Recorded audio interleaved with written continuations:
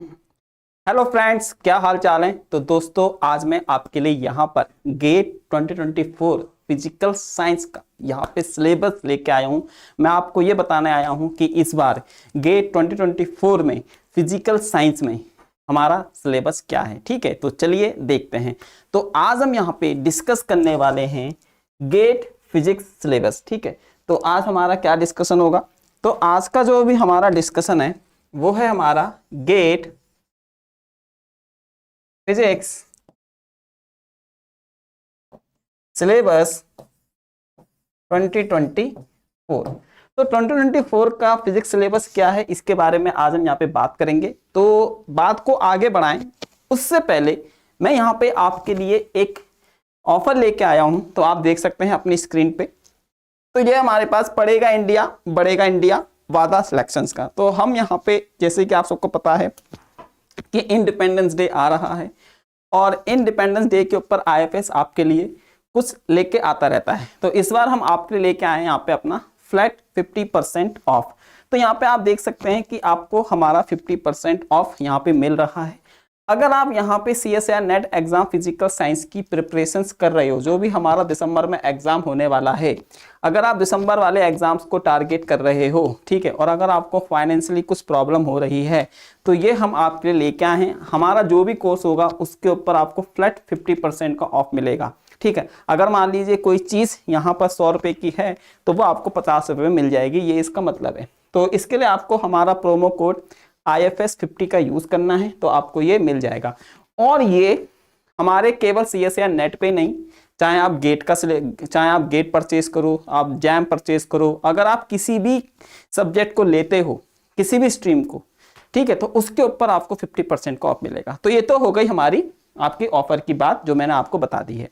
ठीक है, अब हम बात करते हैं कि गेट 2024 में फिजिकल साइंस का क्या सिलेबस होने वाला है और ये सिलेबस आपको कहां से मिलेगा, इसके बारे में हम आज बात करने आए हैं। तो इसके लिए आपको क्या करना है, ठीक है, तो इसके लिए दोस्तों आपको यहाँ पे जाना है इनकी ऑफिशियल साइट्स पे। ठीक है, तो यहाँ पर आपको क्या करना है, यहाँ पे आज जैसे गूगल पे आप जाएंगे तो आप लिखेंगे गेट 2024। ठीक है, जब आप इसको यहाँ पे टाइप करेंगे तो फिर उसके बाद आपके सामने ये एक सेक्शन आएगा गेट पेपर्स का। फिर जब आप गेट पेपर्स को सिलेक्ट करेंगे तो आप देख सकते हैं यहाँ पे लिखा हुआ है GATE 2024 test papers and syllabus. फिर आप सिलेबस पे जाइए। सिलेबस पे जाने के बाद फिर आपको इस तरीके का इंटरफेस आएगा। ठीक है, और यहाँ पे देखो आपको सब्जेक्ट्स दिखाई दे रहे हैं, गेट टेस्ट पेपर्स, और ये कोड है। तो आप ऐसे करके जाएंगे। अब देखिए यहाँ पर फिजिक्स लिख के आ रहा है।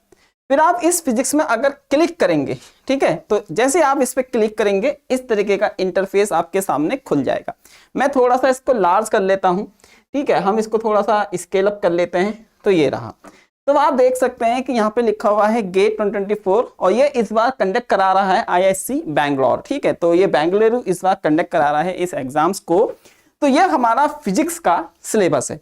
ठीक है, देखो मैं एक चीज ये बता रहा हूं कि अगर आप किसी भी एग्जाम्स की प्रिपरेशंस कर रहे हो, आपको उसका सिलेबस अच्छे से पता होना चाहिए। ठीक है, मैंने देखा है अक्सर कुछ स्टूडेंट CSIR नेट एग्जाम्स की प्रिपरेशंस कर रहे होते हैं और वो उसी प्रिपरेशंस के थ्रू अपना गेट का एग्जाम देने चले जाते हैं। लेकिन मैं आपको एक चीज क्लियर कर देता हूं, अगर आप यहाँ पे जेट्स एग्जाम्स की प्रिपरेशंस कर रहे हैं, टिफर एग्जाम्स की प्रिपरेशंस कर रहे हैं, इवन अगर आप यहाँ पे गेट या CSIR नेट एग्जाम्स की प्रिपरेशंस कर रहे हैं, तो सबका सिलेबस अलग अलग होता है। मतलब मैं ज्यादा चेंजेस नहीं बोलूंगा, लेकिन कुछ चेंजेस ऐसे होते हैं जो आपको पता होने चाहिए। ठीक है, सपोज करो CSIR नेट में कोई चीज आती है लेकिन वही चीज गेट के अंदर नहीं आती है। जैसे कि आपका हो गया पार्शियल वेव एनालिसिस, अगर मैं क्वांटम मैकेनिक्स की बात करता हूं तो CSIR नेट में तो पूछा जाता है लेकिन गेट के अंदर वो नहीं आता है। तो इस बार के सिलेबस में हम देखते हैं कि हमारे गेट के अंदर क्या क्या टॉपिक्स हमको रखे गए हैं। ठीक है, तो ये हमारे पास फिजिक्स का सिलेबस है। तो पहले हम बात करते हैं सेक्शन 1 यानी कि मैथमेटिकल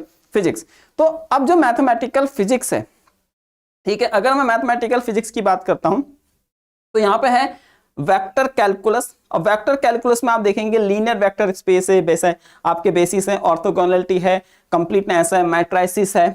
ठीक है, डायगोनलाइजेशन है, आइगन वैल्यूज, आइगन वेक्टर्स है, लीनियर डिफरेंशियल इक्वेशंस हैं, second order linear differential equations हैं, है ना, इन्वॉल्विंग पार्शियल स्पेशल फंक्शंस हैं, कॉम्प्लेक्स एनालिसिस है, कोची रायमंड कंडीशंस है, कोचीज थ्योरम है, सिंगुलरिटीज है।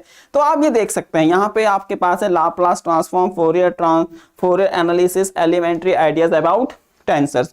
तो आप देख सकते हैं कि यहाँ पर कहीं पर भी इसमें न्यूमेरिकल एनालिसिस नहीं है। अब आप मान लीजिए सीएसएन नेट की आप प्रिपरेशंस करते हो तो सीएसएन नेट के अंदर न्यूमेरिकल एनालिसिस आती है, वहां पे रंग-कुट्टा मेथड आता है, न्यूटन रैप्सन मेथड आता है, सिम्पसन 1/3 रूल आता है, सिम्पसन 3/8 रूल आता है, ट्रेपेजॉइडल रूल आता है। तो वो आप देखोगे यहाँ पर है ही नहीं, ठीक है। तो इसका मतलब ये है कि जब आप सीएसएन नेट एग्जाम्स की प्रिपरेशंस कर रहे हो तो आप पढ़ते हो, लेकिन जब आप गेट एग्जाम्स की प्रिपरेशंस कर रहे हो तो आप क्यों पढ़ रहे हो। मैंने देखा है, मेरे कुछ स्टूडेंट्स थे या मेरे कुछ फ्रेंड्स थे, तो एक बार मैं जब उनके रूम पे विजिट करने गया तो जब या वो मेरे पास डाउट लेके आए कि यार हमको ये बता दो, मैंने कहा ये तो सीएसएन नेट में आता है। उनको यही नहीं पता कि ये गेट में है या नहीं है, बस वो पढ़ रहे हैं, ठीक है, बिना सिलेबस देखे न्यूटन रैप्सन मेथड के क्वेश्चंस लगा रहे हैं जो कि गेट में पूछा ही नहीं जाता है। तो ये चीज आपको पता होनी चाहिए।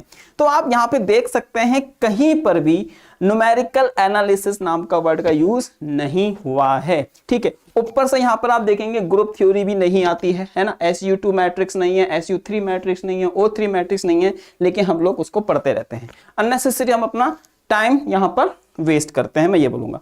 अब वहीं पर अगर हम बात करते हैं क्लासिकल मैकेनिक्स की, ठीक है, अगर मैं बात करता हूं यहाँ पे क्लासिकल मैकेनिक्स की, तो आप क्लासिकल मैकेनिक्स में देखो, ठीक है, क्लासिकल मैकेनिक्स की अगर बात करते हैं तो Lagrangian formulations, D'Alembert principles, ruler Lagrange equations, Hamiltonian principles, calculation of variation, symmetry, convergence law, central force motions, तो आप ये देख सकते हैं, ठीक है। तो ये हमारा आपका क्लासिकल मैकेनिक्स का ये सिलेबस है।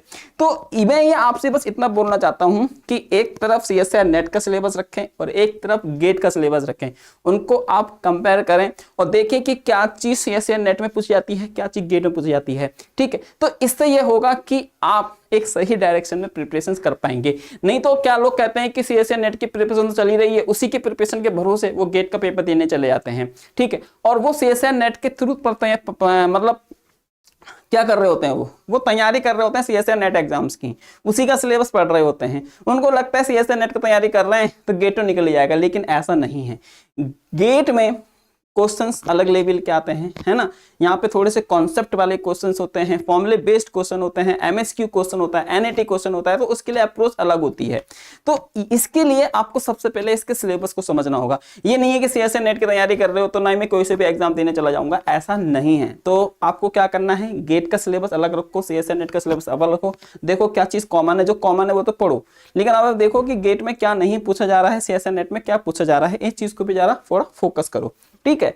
तो ये चीजें हैं। उसके बाद हम बात करते हैं इलेक्ट्रोमैग्नेटिक थ्योरी। तो इलेक्ट्रोमैग्नेटिक थ्योरी में अगर आप देखोगे तो यहाँ पे लिखा है solution of electrostatics and magnetostatics problems including boundary value problems, ठीक है, method of images, separation of variables, dielectric conductors, magnetic materials, multipole expansion, Maxwell equation, scalar and vector potentials, Coulomb's and Lorentz gauges, electromagnetic waves in free space, non conducting and conducting media, ठीक है, reflection, transmissions at normal oblique पोलराइजेशंस, ठीक है, electromagnetic waves, Poynting vector, Poynting theorem, energy momentum of electromagnetic wave and radiation form a viewing chart. अब आप देखो इसमें electromagnetic वाले syllabus में अगर आप ध्यान से देखते हो तो कहीं पर भी वेव गाइड नहीं लिखा हुआ, कहीं पर भी ट्रांसमिशन लाइन नहीं लिखा हुआ, कहीं पर भी आपका रिटार्डेड पोटेंशियल नहीं लिखा हुआ। तो ये चीजें जब पूछी नहीं जा रही हैं तो आप क्यों पढ़ते हो। मैंने देखा है कि गेट के एग्जाम में भी आप वेव गाइड के क्वेश्चन लगा के जा रहे हो, ट्रांसमिशन लाइन के क्वेश्चन लगा के जा रहे हो, रिटार्डेड पोटेंशियल पढ़ रहे हो, क्यों पढ़ रहे हो जबकि सिलेबस में लिखा ही नहीं है, ठीक है। इसलिए मैं कह रहा हूँ सिलेबस को अच्छे से समझना बहुत जरूरी है। तो ये हो गया है। उसके बाद हम बात करते हैं क्वांटम मैकेनिक्स की। तो क्वांटम मैकेनिक्स में postulates of quantum mechanics, uncertainty principle, Schrodinger equation, Dirac bracket notation, linear vector and operators in Hilbert space, one dimensional potential, तो ये आप सब देखोगे। लेकिन आप वहीं पे देखो इसमें लिखा हुआ है WKB अप्रोक्सीमेशंस, ठीक है। फिर हमारे पास है time independent perturbation theory, elementary scattering theory, Born approximation, symmetries in quantum mechanical systems.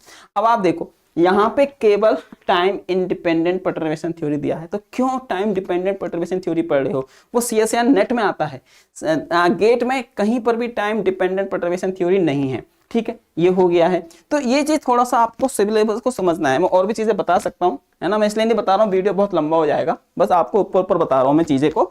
ठीक है, उसके बाद हम यहाँ पे बात करते हैं थर्मोडायनेमिक एंड स्टैटिकल फिजिक्स। तो ये हमारे पास है लॉज ऑफ थर्मोडायनेमिक्स, तो आप देख सकते हैं यहाँ पे। ठीक है, और बहुत छोटा सा सिलेबस है इसका। Degree of freedoms, black body radiations, Planck distributions law, boss Einstein condensation, first and second order phase, इस पे transition phase equilibrium, critical points. ठीक है, तो ये सारे के सारे हैं। उसके बाद है आपका एटॉमिक एंड मॉलिक्यूलर फिजिक्स, तो ये हमारा इसका सिलेबस है। आप यहाँ पे देख सकते हैं सॉलिड स्टेट फिजिक्स का सिलेबस हमारे पास ये है, और उसके बाद इलेक्ट्रॉनिक्स का सिलेबस ये रहा।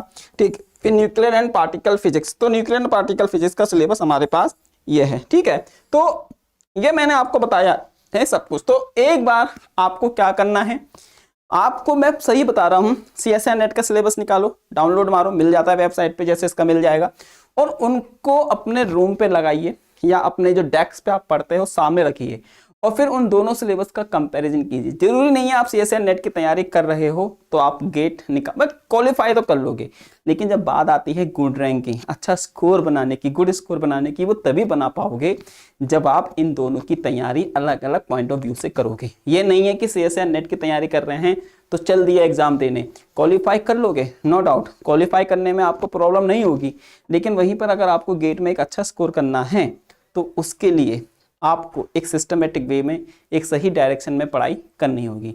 ठीक है, तो आई थिंक आपको ये मेरी बात यहाँ पे समझ में आई होगी। तो लास्ट में मैं आपसे बस इतना कहना चाहता हूँ, है ना, कि यहाँ पे हमारा एक ऑफर चल रहा है। ठीक है, आप देख सकते हैं यहाँ पर मैं आपके लिए नेट 50% का ऑफ लेके आया हूँ और CSIR net category physical science के लिए, और ये इंडिपेंडेंस डे का ऑफर चल रहा है, तो आज ही जाकर इसको ले लीजिए। ठीक है दोस्तों, मिलते हैं क्लास में, बाय बाय। ठीक है, बाय बाय।